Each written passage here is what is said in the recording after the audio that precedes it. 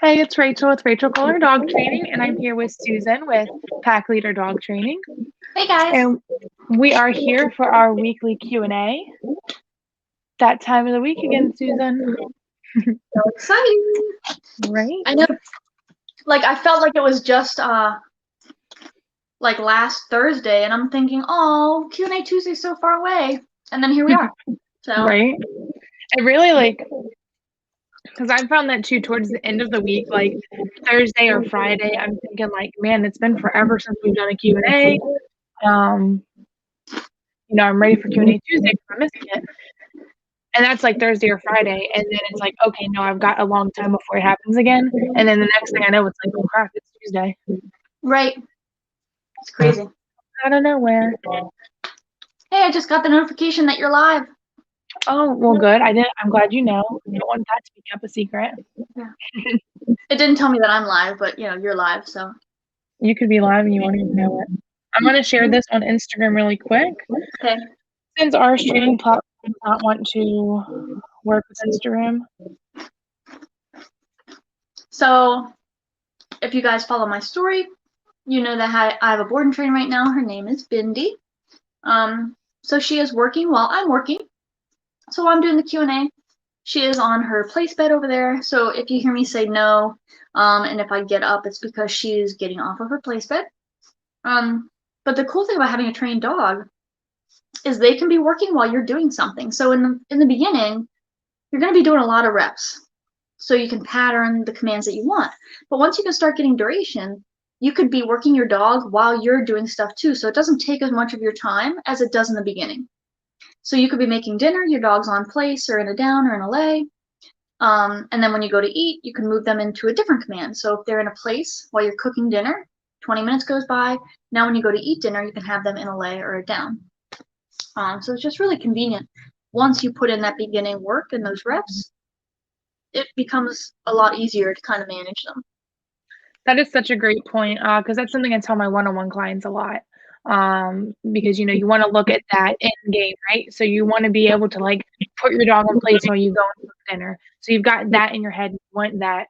Well, in the beginning when you're training the dog, you can't just put a newly trained or like a dog who's still learning. You can't just throw them on place and then go cook dinner. You have to put in the work first. So I always like tell people, keep that in mind. Remember that that's what you're working towards.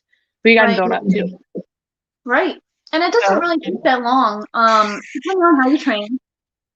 So with my dogs, I've advanced my training to, if they're on a verbal, I'm going to transfer you to the e-collar. Once you transfer them to e-collar, you can start building duration. So it doesn't really take that much time to get to where you want to get to where you start building more duration. So if you take like a week and really do the reps and get the dog to understand what the commands mean, once you're on a verbal, we can move to the e-collar, and now that's where the fun begins, because now you can build duration. So in a week's time, once they're on the e-collar, they can go from being on place for 5 minutes to now being on place for like an hour, depending how much work you put into it. So it's really awesome.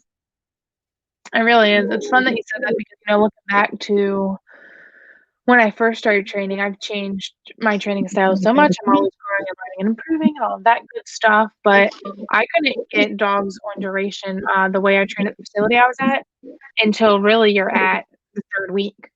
It was only a 4-week course, and dogs weren't on e-collar until the 4th week. Wow. And now it's like, once you know it on the verbal, why not start teaching you e-collar? Why not start teaching you that pressure? Right. We're able to communicate with them better sooner. And then just like you said, like prove them on so many things. It's so fun. Yeah, I don't know how what? Is there something? Huh? Oh, I thought you were interrupting me because there was a question or something. Oh, no. I don't know how I trained before and got the things done in the time that I got them done in, because it's just so much quicker. And it's not all about quickness, right? But as you get better with something and tailor your craft, you're gonna just organically find ways that go smoother. Right. So with my board and trains, now by probably day 3 or 4, they're moving to the e-collar. Probably. Where it used to be day 4 or 5. I don't know. Just crazy. Right. And so it's okay. So this is weird. All right. Cause we're just chit chatting now. You said that and I'm like, wow. And like, we talk every day. So like, I know what your training course is like, but hearing it out loud is kind of crazy. But then I Uh-huh. think about it and I'm like, well, I don't usually do that until like, sorry. I don't usually do that until like the second week. But then I So remember I'm only there 3 times a week. that's your day So 4. it's like, okay. Uh-huh. Wow. Fun stuff. Like our festive background because St. Patrick's Day is tomorrow.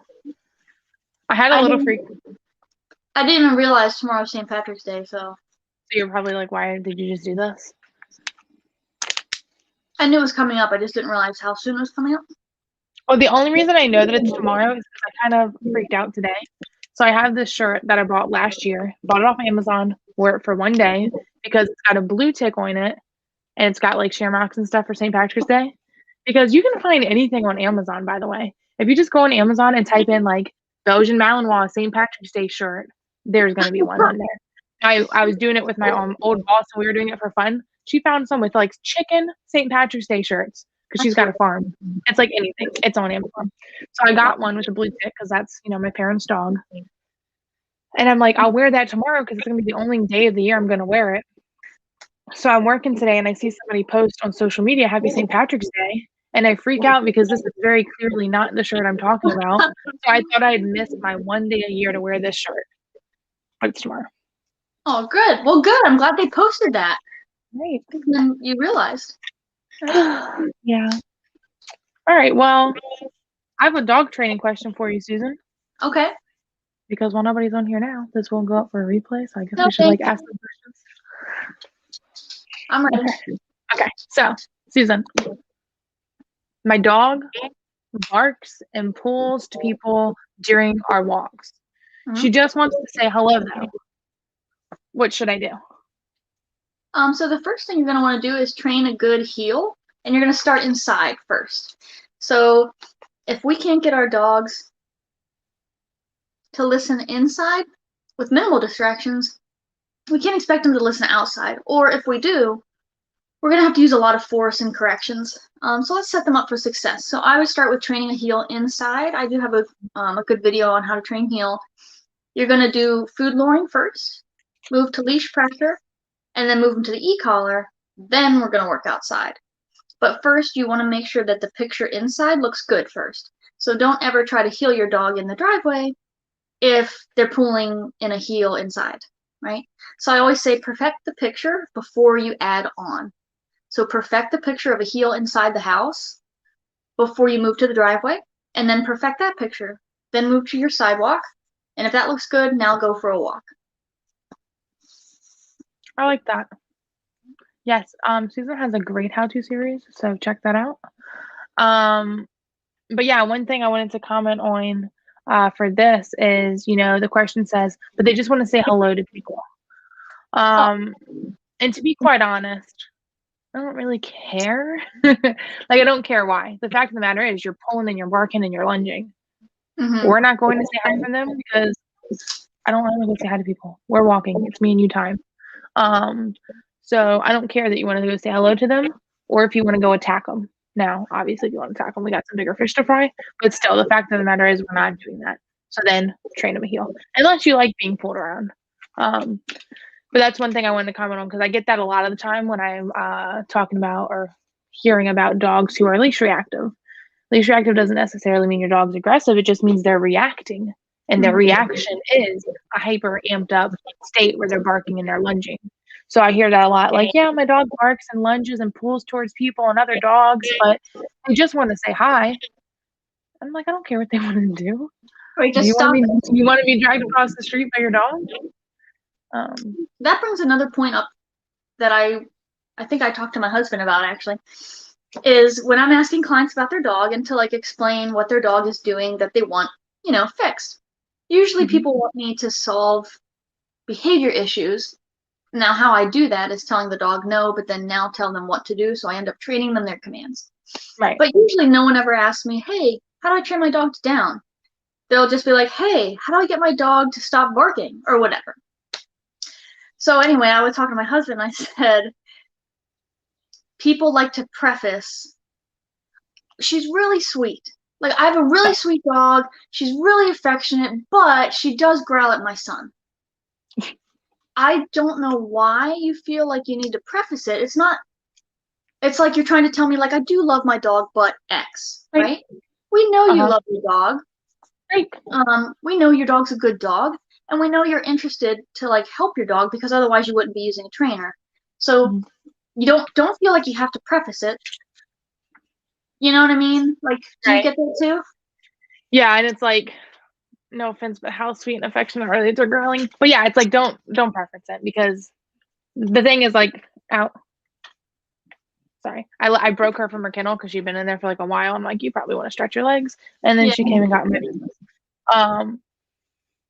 But yeah, I mean, I have a dog I'm training right now who tried to bite me, but like, I still love her. Like, we've made that bond, so it's like you don't have to worry that I'm not going to like your dog or not going to think your dog's nice. Your dog just needs that guidance and that structure, so I'm going to give it to him. You don't have to be like, it's okay, they're so sweet, you're gonna love them, it's fine, they're super nice, but like, it's okay. I'm gonna love your dog anyways. I love all the dogs I train because that's who I am. Well, because we end up building a relationship. It's not just like we go. Oh yeah, we were just talking about that. You know, we build a relationship through training. So one of my clients actually, we were talking about prongs and e-collars, and she was just nervous. She's like, "Is this gonna ruin my relationship with my dog? Is it gonna make my dog not, like me?" And I said, "You are gonna have such a beautiful relationship with your dog using these tools." And her response was, "Well, I already have a beautiful relationship with my dog." And what's that relationship look like? I said, what's that relationship look like? Right. Well, I said, well, yes, you do. Like, you love your dog loves you, all this happy, fun stuff. But you came to me because your dog doesn't listen to you or follow through or that kind of thing. So these tools will help make your relationship better. Yes, you already have something beautiful, but can you imagine having something more beautiful? Because it's just a way to like communicate with them, really. I could communicate with the dog without a prong and without an e-collar. So could a client, but it's going to be an easier transition. For me to communicate with the dog, I'm in tune with their body language. I know when to add spatial pressure or whatever. Normal people don't know that. So just tools are an easier way to help me, as Rachel would say, get you guys to speak the same language. So I don't know. It just made me think about that. Right. I think it was funny because you said, as Rachel would say, and I'm like, what do I say? But that just made me think of something funny, not funny, but cute, that I wanted to share with you. So I'll share it now. So anyone who knows like Gaia's story, I got her from what I call Juduville, just crap place, whatever, right? So I got her from there, and we've come a long way in like building my relationship with her and just her relationship with like just life, just her learning that like she's allowed to be a dog and she's not going to be corrected for like breathing wrong. And we've come a long way with that. So I've shared before that my parents' dog Blue, I can't move his prong collar because I used to keep it stored downstairs. Now it stays in my room. But if I was like reorganizing downstairs, if I'd move Blue's prong collar, he would get like really excited, like really excited. And I'd be like, feel bad because we're not going anywhere now. But he heard the prong collar, so he was like, yeah, we're doing something. So it built our relationship a lot more. And then with Gaia, she lived in a training facility for about a year, so she never really cared about the sounds of prong collars and e-collars being moved because she heard that all day, and her experiences with them weren't fun. For the first time, I think it was like yesterday, the day before, I was organizing my room and I moved her e-collar, and she literally jumped up and started wiggling and like ran over to me. God. And you know Gaia, so for her to be like, oh, we're going somewhere, we're going outside, I was like, who are you? But then I had to tell her no because I was cleaning. Oh, that was so cute. How about, tell them the story about the receiver. Oh, gosh. Yeah, so her past foster mom would threaten her with the receiver. So I don't have it on me, but she would be like, meh, and like shove it in her face, like I guess while she was correcting her. Yeah. So when I first got Gaia, I would wear it around my neck because why not? We're going outside. Like, didn't want to shove it in my pockets, whatever, blah, playing jolly ball. Would not play with the ball because I was wearing the e-collar. So if it was in her sight, she was scared to do anything. Even now, sometimes, very rarely, because we've worked on it a lot, if I'm like wearing it and I just touch it to like take it off or do whatever, she's kind of like, but that just shows that was like how she was trained. So it's not that e-collars are bad. It's just that her association with it, with how she was trained, wasn't. But now after being with me and me like retraining her and rebuilding her picture, right? Rebuilding her experience with training and with boundaries and structure and blah, blah, blah. She's like, it's not that bad. So now for her to get excited when I move it, because she thinks I'm going to put it on her and we're going to go do something, is really cute. That's so cute. That's so great. How awesome. I was gonna say, so I actively will tell my clients, I don't want to see you doing that. So like, I don't want to see you saying, hey, you better, right? No, don't make me use it. It shouldn't be that the dog's responding to this. The dog should be responding to your verbal no. So don't, and some people accidentally cue them too. So if you have it wearing it as a lanyard like I am, if your hand's not on all the time, if you say no and now you go to grab your collar, the dog will associate every time you touch this, they get corrected. So when my clients are first starting, I actually recommend that they don't wear the lanyard, because then you're going to have it on your neck and you're never going to have it with you. So if you're actually training your dog, I'll have it like not on the lanyard, because it's always in my hand then, because I can't set it down somewhere because it has to go with me. So this way your hand's always on it and the dog doesn't get that picture of, oh, when you pick the collar up, I get corrected. Right. Let's see. Automator, don't know who this is, from YouTube, says hello. Hey guys. Hey there. Thanks for joining us. But yeah, no, that's a great point. I found myself before. So dogs really pick up on body cues. They like things like the reaching for the collar or reaching for your treat pouch. Like dogs are very, very observant creatures. So like on the other end, so not just for corrections, but for rewards, right? I've had clients who will like say good as they're reaching into the treat pouch or tell their dog to do something as they're reaching into the treat pouch. I don't want you to need that cue because you're not always going to get a treat. So you're not going to only listen when I'm reaching for the treat. Exactly. So as trainers, and you know, we're not perfect. We have our moments like, I'll touch on that in a second, but it's always like we have to try to like be pretty body neutral when we're doing a command. So a lot of times when I'm on e-collar work with the dog, I found that when it was hoodie season, I would kind of just have my hands in my pockets. Or now I just kind of like have my hands behind my back sometimes if I'm just walking around. I don't want it to be like the exact same picture every time, obviously, but I don't want the dog to see the cue of, okay, now I'm like messing with the remote, or now I'm going to like reach for a treat, or now I'm going to like point to things. I want it to be all based off of what I say and not anything that I might be doing with my body. And gosh, they pick up on like the littlest things. Yeah, right? Like with your dog Abby that you were training with the owners when they would do like a certain. Oh my gosh, I was like, what are you talking about? Yeah, so Abby, love her. She is a sweetie. Abby was my dog who was the most sensitive to those cues, which is what Susan was referring to. So her transition from me to her owners took a little bit longer because I didn't realize how heavily she was focused on my body cues. So something as simple as I'm standing this far away from the place cot when I recall her to put her on place, and then her mom is standing this far away from the place cot. Abby was like, whoa, it's a whole new thing. Or something as simple as, you know, to help her out, I'll take a step backwards, or not even like leaning forward at all when you recall her. Like little things like that. She was just like, whoa. She was a really special case in a lot of ways, but we're able. And the thing about body cues, though, is it's not irreversible. So, like, yes, I want to help out her parents and give them like the tips and the tricks and whatever. The fact of the matter is, place is still place, no matter if I'm standing here or here. So we were able to work through it, but it was definitely something that it was like a shock. It was like I didn't realize how observant she was to all of those things. Yeah. How cool is it though that you were able to notice that?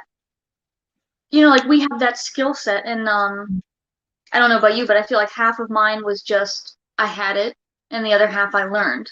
So I'm just in tune with animals. But it's like I can tell if it's like, oh, okay, she's a little nervous because you're too close to the bed or whatever. Right. Pretty cool. Yeah, no, it was and I will say, like, it was really cool to, like, because I was confused at first, like, why is this struggle here? And it was honestly things like as little as they, like, I think one time was standing sideways when they recalled her, and she was like, "What do I do?" And then when they stood like this and they recalled her, she was like, "Okay, cool." Yeah. But she was definitely really, really observant. I have a question for you if you're ready. Sure, why not? Okay. Do you like how my cat is making his own like hole over here? So like I closed the blind so he can't see, so he actually used his paw and he stuck his face through the blind so he can see. Well, you turned off the TV and that was really rude of you, so. I know, it really was. My 14-week-old puppy will not learn to leave things alone that aren't his. When I say no, he doesn't listen. Advice? So, 14-week-old puppy is not leaving things alone, and you say no and it doesn't work. Yeah. So, have you tried saying, don't touch that? No, I'm just kidding. Okay. So the thing is, it doesn't matter what you're going to say to this dog. What I want to know is, what are you doing? So saying no means nothing unless you're going to follow through with the consequence. Dogs don't speak English. The only English words they know are the ones that we teach them and the ones that we put in the work to show them over and over and over and over that this is what this means, right? So we can talk about why does your 14-week-old puppy have the freedom to be making these bad choices? We can touch on that later. But no's got to have consequence. So I can tell a dog no all day long. If they do not have a consequence, a correction of any form to follow that, no means nothing. So what is a correction going to be? It could be a compressed air, finger poke, finger in the mouth, whatever. 14 weeks old. Yeah.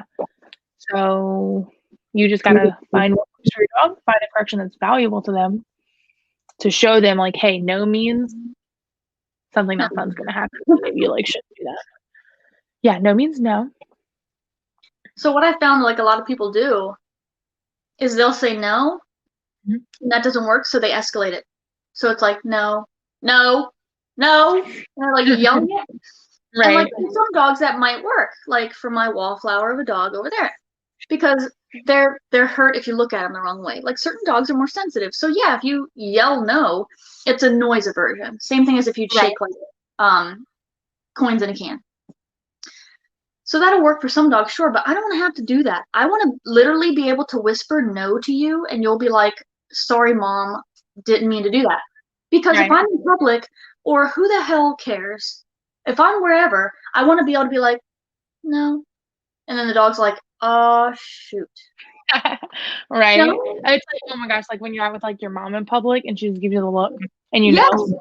She doesn't have to scream at you, but she just looks at you and you're like, there's going to be some consequences. Yes. I mean, I never had that because like, I'm a perfect child. But yeah, that also brings up another point, and then I have a comment I'll read in a second, is that's bringing in emotion. So the raise in the voice, you're getting emotional, you're getting angry, you're getting frustrated. The dog is picking up on your anger and your frustration. They don't care what you're yelling. You could be getting angry and yelling, good boy, but you're angry about it, and they know that. So they're not, like you said, responding to the no, they're responding to that loud sound. So training is emotionless. I'm not saying no because I'm mad at you. I'm saying no because you can't get into my stuff. So this is off of your Facebook. Nelson Roy Miles says, "Do you girls know the song 'I Feel Good' by James Brown?" I do not know that song. Yes, you do. I'm not singing it, but you know it. Oh, is it the one that just says "I feel good"? Yeah. I don't know like artist names. Oh, I just assume I don't know song titles either. So I don't know the title of a song. I don't know who sung it. I know if I hear it, but that's it. yeah. No, I'm like, yeah, you know it. Okay. The really high pitch. The like, beep. Yeah. Yeah, I got you. Yeah. Mhm. Okay, I got you. Yeah. Well, I mean, I hope so. That's the song I'm thinking of. well. If there's another one, then they ripped off that song by stealing that song title. Yeah. All right. So Susan, I had a question for you. Are you ready? I'm ready. Feel good? I feel good. All right. Like I know that I should. Every time I go to sit on the couch, my dog jumps up first and takes my spot. I want him to be allowed on the couch, but this is so annoying. What should I do? Okay, so And I've seen this. This homeboy jumps up on the couch real quick and gets right under. Like you go to sit down and he jumps up and gets under your butt, so you can sit on okay, him. so there's a couple things you could do. At least I could do, or I would do. So you could say no and correct that behavior because you don't want them like skirting under where you're gonna sit because the dog knows. Like you're going to sit and they're like skirt. You could say no and correct it. Or you could say out because out just means get out of here until I tell you you don't have to. So we may revisit that. So you could teach your dog out. Your dog jumps on the couch, you say out, the dog gets the hell out, and then after a minute you say break and the dog can come up beside you. What would you do? No, that sounds good. What I would do is I'd probably look at it as an overall thing. So right now the dog is like the couch is something I can jump up on, really hyper whenever I want to, right? Mm. Not what we're doing with the couch. Like, so I would change that. So I would take away couch privileges. So right now you're not going to get on the couch unless you're invited up. So I'd start off no couch. I'd start off with no couch privileges. Get that clear. So the dog's not jumping up on the couch for a while. Then I'm going to start inviting you up. So then you can get up on the couch only when I say up. And you can practice that, put a leash on the dog, help them, teaching that up means to jump up on the couch. And then out, you're going to want to practice out drills. Out means to get off. My fun fact, this is about Mr. Mars that I'm working with right now. Oh, I was not expecting that. Yeah, his owner went to go show me, and it was seriously, he was just talking me through it. We didn't think Mars was gonna do it. Mars comes running in from the other room. It's not funny, but it is. Mars comes running in from the other room and like jumps up on the couch right before he sits down. And like he's not doing it to like steal the spot. He's just doing it to be on the couch with him. But he's like, I want him on the couch. Like, this is annoying. So Mars is about to graduate training. So I'm like, in the 90-day protocol, no couch. No couch for 90 days. Then, I don't know if it has to be the full 90 days. But then once he's learned that he can't jump up on couches whenever he wants, then we can start inviting him up. Right. I like that. It's more permission based. Yeah. It's a good idea. Are you ready for I was like, ready for my next question? Yeah. Is a dog ever too old to start e-collar training? Ever too old? Yeah. Well, this sounds like a question for Miss I trained a 18-year-old dog last week. He was 13. 13, okay. No, your dog is not too old to start e-collar training. So I always say as long as your dog is physically and mentally fit, meaning they don't have dementia and they're not walking around in circles, and they're able to physically perform whatever task you're asking them to do, then they can be trained. So yes, your dog can be e-collar trained.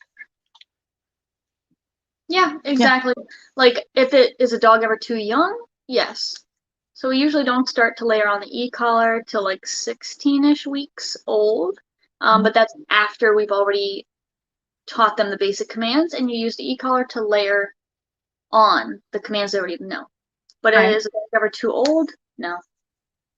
Because I did have somebody I did a consult with, and she asked me, she said, is he able to be trained? Is he too old? And I actually get that question a lot more than I thought I would. A lot. And this dog is only 3. So let's say, wasn't that one like really young? Yeah, yeah. But people just don't know. They don't know. Which is kind of sad though, to think that there's such a strong misconception out there that an old dog can't learn new tricks, because it's just like, to me, like, really sad that people think huskies can't be trained, and people like genuinely believe that they've got a husky and their dog is just a maniac and they can't do anything about it. Or, you know, my dog, I adopted this dog and he was already 3 years old and I can't train him now because he's too old. That's sad. Like, old dogs can learn new tricks. Huskies can be trained. It's sad when owners think they can't, there's no solution for their problem, right? Really sad. But it actually makes me actively angry to hear people spouting those lies, because they, you know what I mean? Like they're spreading those lies, making owners believe that. Right. I had like, on that topic, I had a consult with a husky, and they went to a big box store. Their husky is people friendly, dog friendly. He's just hyper and jumps on people. That's his only problem. He's hyper and he jumps. Big box store that starts with the name Pet and doesn't like shock collars. No, stop. They said that this dog was untrainable. 3 of their trainers that worked there said that this dog was untrainable. This family was at their wits' end. They were so devastated. I said, that must be like really like discouraging to have 3 trainers tell you that your dog is untrainable and y'all love him with your whole heart, and now you have to deal with a dog who is jumping and is rude and just doesn't have any manners. Yeah. Because the force-free positive only trainers said he was untrainable because he is. Yeah.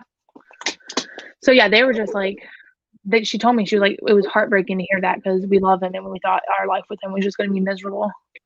So it was really sad, and then I got mad at that box store, and then they came out with the whole Stop the Shock program, so I got even more annoyed with them.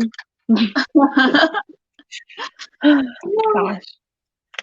Yeah. Well, whose turn is it? Your turn to ask. My turn. Okay, so Susan. My dog is scared of everything. Will agility build his confidence? Yes. Once we get your dog to not be scared of everything, right? So I'm not going to take a dog that's, as described, fearful of everything. So I'm assuming even like going outside would be scared, or like hearing a random noise would be scary. So we need to build up the dog's confidence until, I guess you're proofing things, right? So I need the dog to be able to exist on a walk, go to the store, you know, and they don't have to be like, oh God, so full of themselves.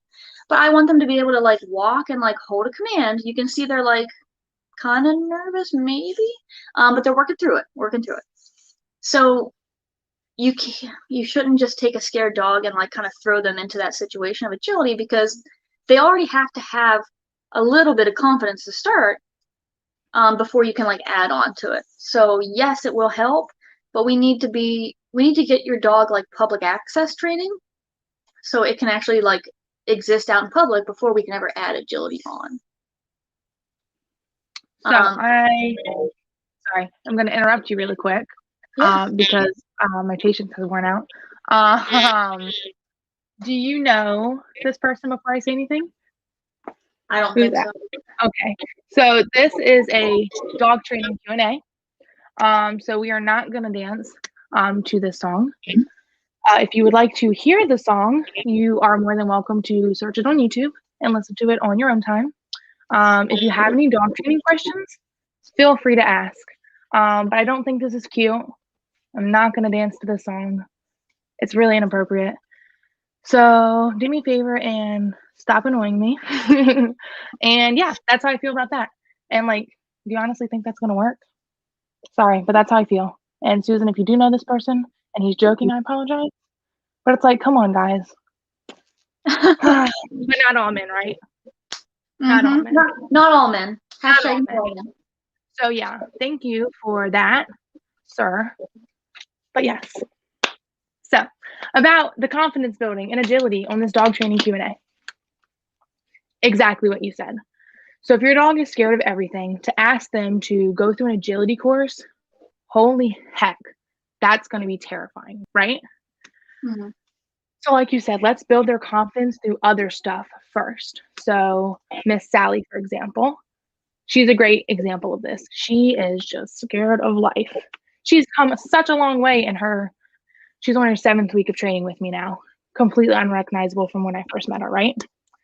But she wants to do agility, right? Because she's a border collie and that would be fun and that's what border collies do. She's not ready for that because the first time we went in the front yard, she couldn't exist in the front yard without it being like the end of the world. So I explained to her mom that if I were to try to take Sally, who was scared to be in the front yard, if I were to try to take her to an agility ring, that would be like asking me to run a 5K tomorrow. Right. That wouldn't work out for me. I need to build up to that.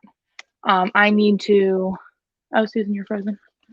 I know. Okay. I need to build up to that 5K first before I can go run it. So for Sally, we need to exist in the front yard first. We need to walk around the neighborhood first, and do all that stuff. So, yes, when your dog gets to that point, that is definitely something that they can do.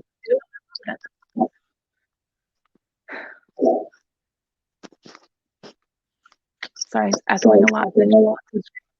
Oh, sorry. Is that better? Yeah. If you're doing important things. Well, I was trying to see if I could like kick him out.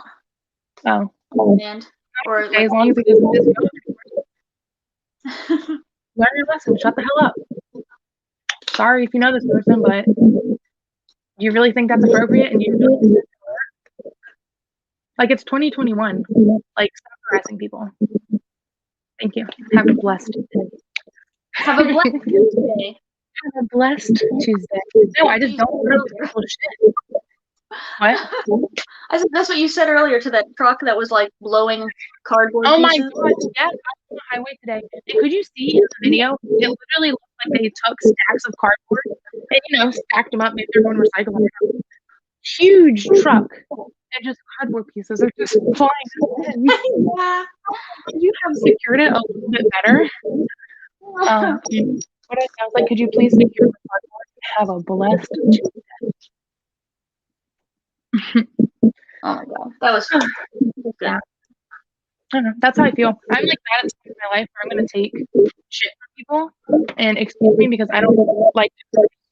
But I'm not gonna just allow that. I got fired from an internship because I didn't allow that. Women are conditioned to not say what's on their mind and to not stand up for themselves and to just be quiet and let the man say whatever they want to say. Not I. So I gotta practice what I preach. I wasn't gonna say anything at the second round, but the third I was like, patience up. I'm done.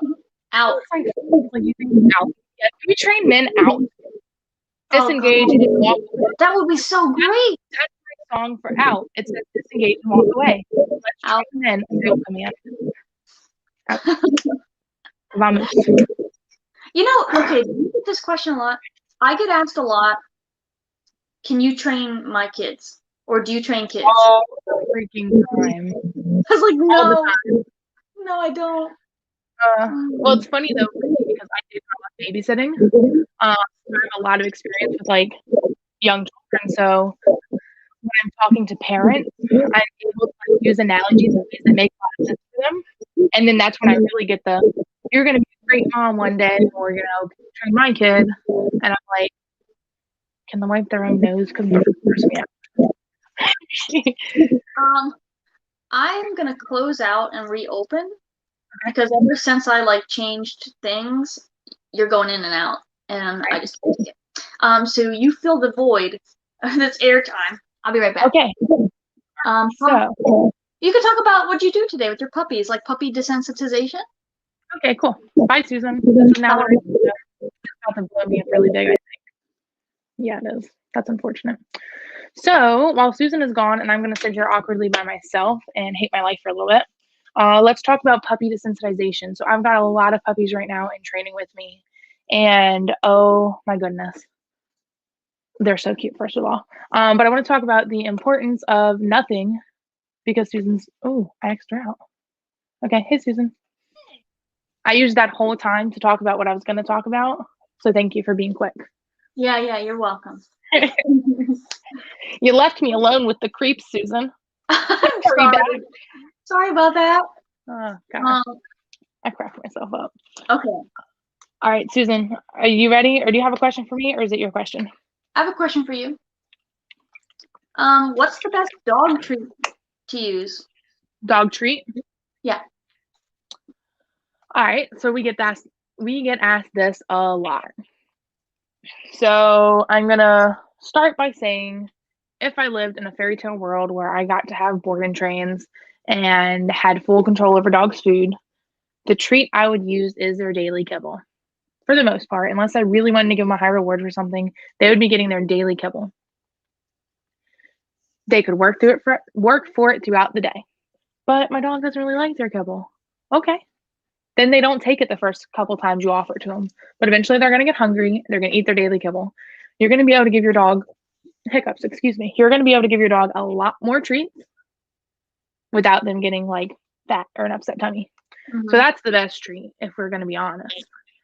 The treat that I use, because I don't have full control over my dog's food, is this. It's Stewart pork liver treats. It's freeze dried. Susan uses the beef liver. This is what it looks like. They're pretty cool. The thing about these, though, that's really annoying is all of my clients ask about these, and I try to explain them, like, guys, you don't want to buy these treats. You can buy another single ingredient dehydrated treat, and your dog's probably gonna love them. But you can't have them, sweetheart, because you are gonna get sick. Sorry, Gaia sees me shaking around these treat buckets, and she's like, "Can I have some?" Oh. And I could put her in command, but she's been in command like all day, so I'm giving her some free time. So, fun fact. Out.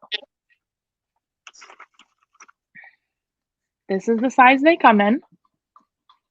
Okay.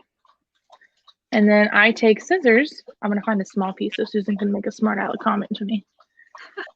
And this is the size I cut them to. Oh my God, I can't even see it. Can you hold it again? I'm trying. That's the size difference. Okay, why do I cut them up so tiny? So I can give the dog more. I am not going to give my dogs this freaking gigantic treat every time they do something. Could you imagine how fat and how sick your dog is going to get? So it comes in a bucket of giganticness, and I cut it into this. Whee! So I got a blister on my thumb right now because I cut 2 buckets yesterday. Oh. So don't buy these treats. I'm pretty sure I get these because like I can get them in bulk, and I train a lot of dogs. I'm pretty sure, what's it called, Pure Bites? Yes. You use those sometimes. They're nice and stinky, and they're dehydrated, single ingredient treats. So yeah, I didn't actually answer this question the way I was supposed to. I was supposed to say to use food and that the treat doesn't matter and your dog's gonna eat when they're hungry and all that good stuff. But I wanted to show my treats because I had them right here, and this is the first time I've had this many cut up and ready to go. It worked out great because you just cut them yesterday. I've never had this many cut. I've not ever had this many stocked up, and I've got 2 more to cut. Well, especially because, like, okay, with my board and trains now, I don't know if that's why, but I'm like blowing through my treats. It's really annoying because then you have to cut more treats. And then, okay, so the first time I went through like a bucket in like a day, and I was like, oh my God, I got to cut more treats. And you were like, Rachel, be thankful that you've got so many dogs that you need to cut more treats. And I was like, you know what, girl? You're right. You're right. And then you were griping about cutting treats, and I was like, Susan, be grateful. So true. I'm sharing a picture to my Instagram story of this Q&A really quick. And so I'm gonna let you fill the void for a minute. Oh, okay. So Miss Bendy, who I have here for a board and train, she actually had some single sessions at the end of last year. She had about 3 single sessions. In the meantime, the owner wanted to have her do some like group classes before she continued on with my training. So she did group classes somewhere else. I'm pretty sure they did different commands than I would have. So it's not like she was going over those same commands or whatever. I think it was more like socialization. So I trained with her back in October, maybe November. And she started a board and train with me Friday. That's right, I said Friday. I know. Don't even talk to me. I got her at 11 a.m. Friday.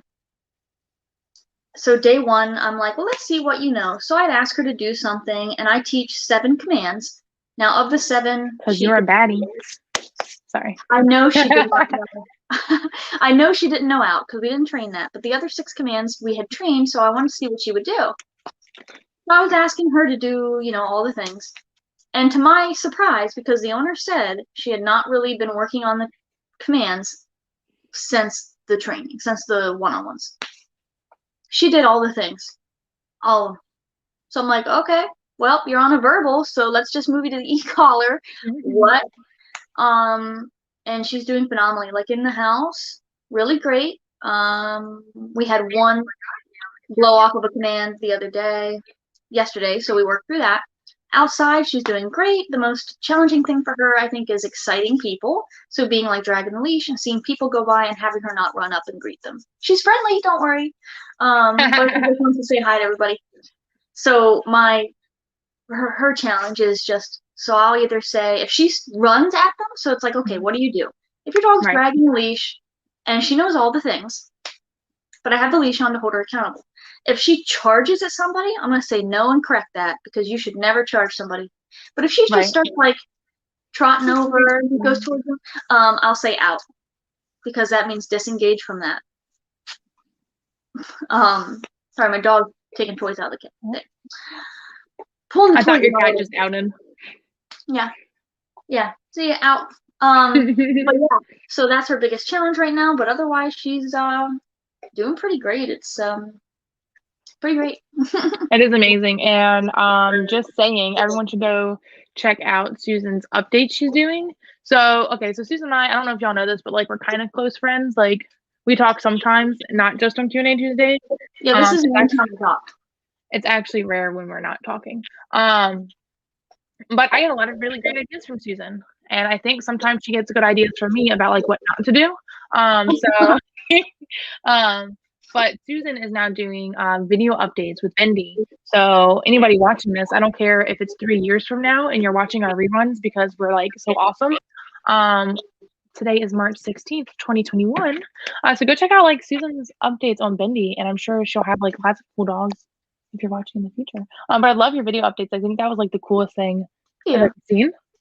Because it is so cool. It's like, hey, let's check in about where this dog is, and it's going to be really exciting if you continue to do these. It would be really awkward for you to be like, Rachel, I hate these. I don't want to do them anymore. Shut up. I know, right? Well, if you do continue to do them, it'll be cool to like be able to look back and be like, okay, well, these are how the different dogs progress through our training because each dog is so stinking different. And like you said today, read the freaking dog. Read the freaking dog. So different. Oh gosh, they really are. Yeah. I hope everybody likes my Bendy updates. Like Rachel said, is something new that I'm trying because really I only update people on my board and trains on my story. And so if you don't watch my story, and plus I'm not story savvy yet, and I'm not saving my stories, you might not see the updates on my dogs. So now I'm putting it actually in the feed, like in my as an actual post. And so I updated day 1. Here's what we're doing. Day 3. Here's what we're doing. And Bendy is not normal. So if you watch Bendy's updates, it's not normal. She is like, whoa, above and beyond. Because day 3 we were working outside with a long line. That's unheard of.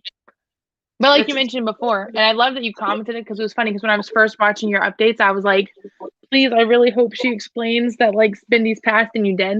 Because I'm like, man, if not, that would have been like really confusing to some people, but you did and you explained it well and she's doing so good.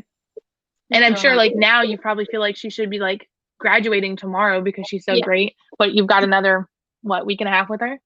Yeah. Which is just a week and a half more time that you're going to get to like proof her and like do all that good stuff. It's going to be great. Exactly. And I do want to build her confidence a little. She's not crazy shy, like with people obviously, but she is like, she'll hear a noise and get distracted.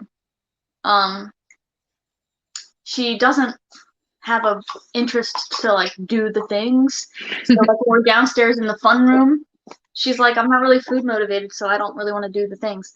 So it Right. would be nice to get her like jumping over things and like jumping on things, taking her to Lowe's and getting her on like the carts and that kind of thing. Just so that, That'd be fun. yeah, she gets more exposed to noises and that kind of, yeah. It's really cool stuff. hmm But now that I talked for an hour, I'm going to give you a question here. Oh, okay. Have you ever had a stray dog approach you while walking your dog? And how do you handle it? So thank God I have not had this exact situation. So here's the thing: off-leash dogs or stray dogs, they just really tick me off. Like, get away from me. Sorry. If I have another dog with me. If you are like a stray dog and it's just me, like, I'm gonna help you. But if I have another dog with me, you need to get away from me. But I did one time. Had Gaia, and I was out at this little like beachy area, and I was told that there's this neighborhood dog who just wanders Oh, around, and he's friendly, kind of, for the most part. He's just like weird, and he'll come and approach dogs, and he's fine. I don't care if you're freaking friendly. Stay away from me and my dog. And his owners just let him wander the neighborhood and do whatever he wants. I'm not okay with that. Gaia's fine with dogs. Gaia would go out and social. She's fine with Blue. She's got a little friend. But on leash for a strange dog that I don't know to come approach us, first off, my anxiety is through the roof because I don't know anything about you. You could have rabies. I don't know. Don't come at me, Susan. So it's like, no. So what I did in this situation was I told the person I was with, because I was at her beach house and this is her neighbor's dog. I said, if this dog approaches me while I'm with my dog, I had compressed air on me. I was like, I will compress air him, and he better get the hell away and get away quick, because it's hmm not going to be pretty for him if he doesn't. Because Guy is not leash reactive with me because she knows better, but like at the vet, she's leash reactive. So I'm not trying to find out. So I did. Dog came up and I compressed air at him and he ran away. Now, just out of curiosity, did you say no and do it, or did you just do it? Hmm. No, I think I just did it. Oh, okay. I didn't mark it. I didn't make no valuable for this dog. I'm really curious because I think I Um, would say no. I I'm think I'd trying be to like, think. no. Well, because okay, so the first time I did it, my compressed air thing, I feel like the up is locked and the down is unlocked or something. Whatever it is, I always feel like it should be reversed. So I think the first time I went to compressed air him, I either didn't push it hard enough or nothing came out, or it was locked or something stupid happened. But he ended up like wandering off. The next time, homeboy snuck up behind me, and next Oh. thing I know, and I could only hear him because I could hear his like feet like walking on the gravel. Homeboy's like right like this far away from Gaia, and I was like, like straighten him quick, and he went running, and I was like, maybe you should leave me alone then. Um, but yeah, I'm like, I'm not okay with random dogs just approaching me and my dog. Yeah. Oh, but to actually answer the question and not just tell my stupid story, it's hard because my go-to is to say kick the dog. But if the dog's being chill, you have to evaluate, because a kick could escalate the situation. If a dog's charging me, I'm going to do anything I can to make being around me suck. And I'm going to do anything I can to protect the dog I have, because that's my number one priority, the dogs that I'm handling at the time. So if you carry compressed air with you, that's great. I always make sure I have it with me when I go on walks, because people in my neighborhood, their dogs like to escape. But yeah, it's a tough one because there's so many different variables, and it's also like, how is your dog? So if it's going to be ugly with your dog, especially do everything. But if they're just kind of wandering around minding their own business, I would just kind of like avoid the situation if possible. I actually, okay, so I was walking Abby once, and there's a big old pitty loose. Not that it matters, but it was a big dog and he was loose. And I saw him down the neighborhood, and I was like, we're gonna turn around now, and we left. Out. I just added her, and she went to her kennel. I was like, fine, just go get comfortable. So Susan, this has been fun. But we got 4 or 5 minutes left. Do you have anything else you want to say? Because I'm about done. I'm kind of in a little bit of a feisty mood right now. Yeah. And I'm hungry for some dinner. Dinner's good. Right. So I posted on my Instagram story that they really missed out, because I thought they missed out on some funny commentary for me. So maybe next time they'll learn better and they'll join us for our live Q&A. Right. Um, Have a snack. That's what I did. right. I wonder, are we public? Sorry, Abby's mom just texted me and she was like, "Where are you?" So I don't guess she can see. What? That would explain why we have like no people watching. Okay, well, I'm gonna look into this. Well, this has been a fun Q&A Tuesday. Has been quite eventful. Thank you to nobody who watched us, and I hope everybody has a blessed.